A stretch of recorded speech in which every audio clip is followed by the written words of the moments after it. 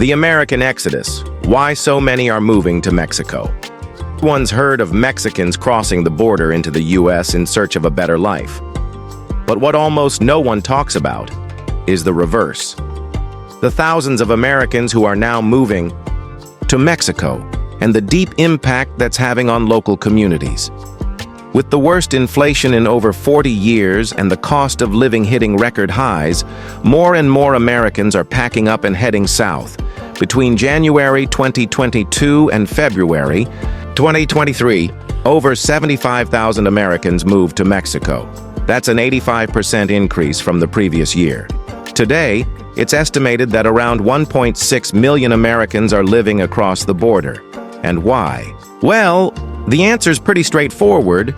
Mexico is close, the cost of living is cheaper, and you can keep earning in dollars while spending in pesos. But here's the thing. Most of these Americans aren't interested in integrating. They're not learning Spanish. They're not adapting to the local culture. They're bringing the American lifestyle with them, just with lower expenses. And that's changing entire neighborhoods.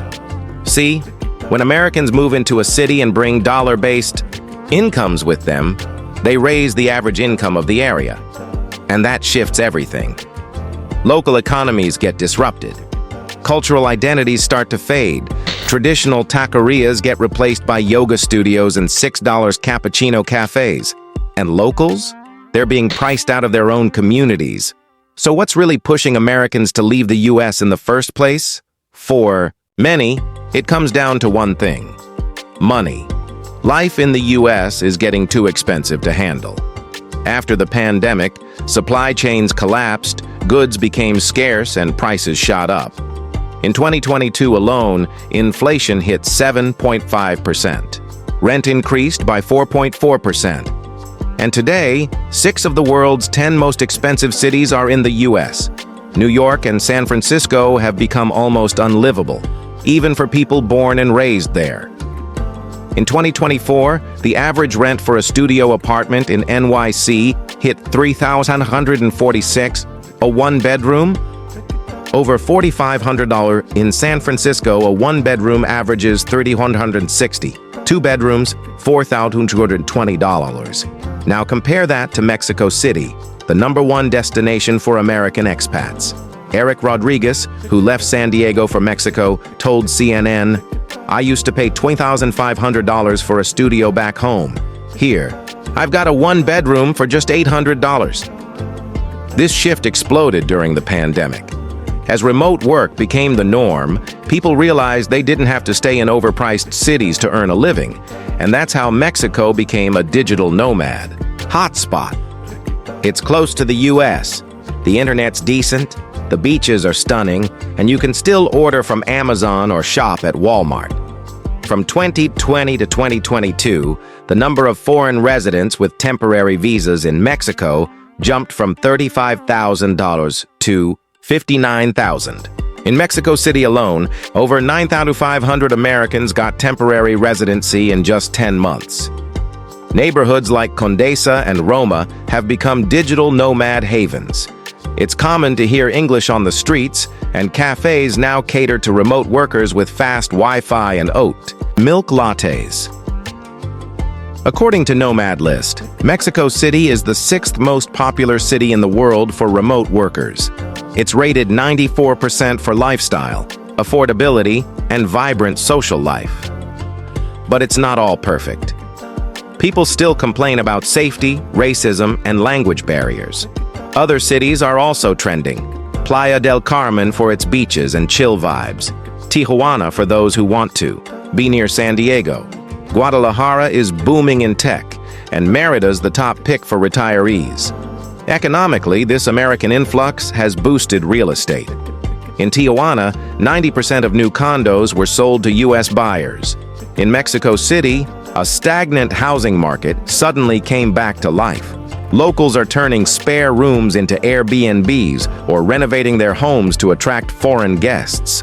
According to Airbnb, over half of their Mexican hosts said the extra income helped cover food. Costs. Tourism also skyrocketed.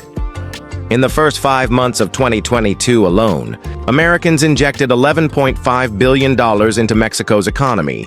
Nearly 10 million visited between January and September. That meant more jobs, new businesses, better tech infrastructure, and growing services. But here's the catch.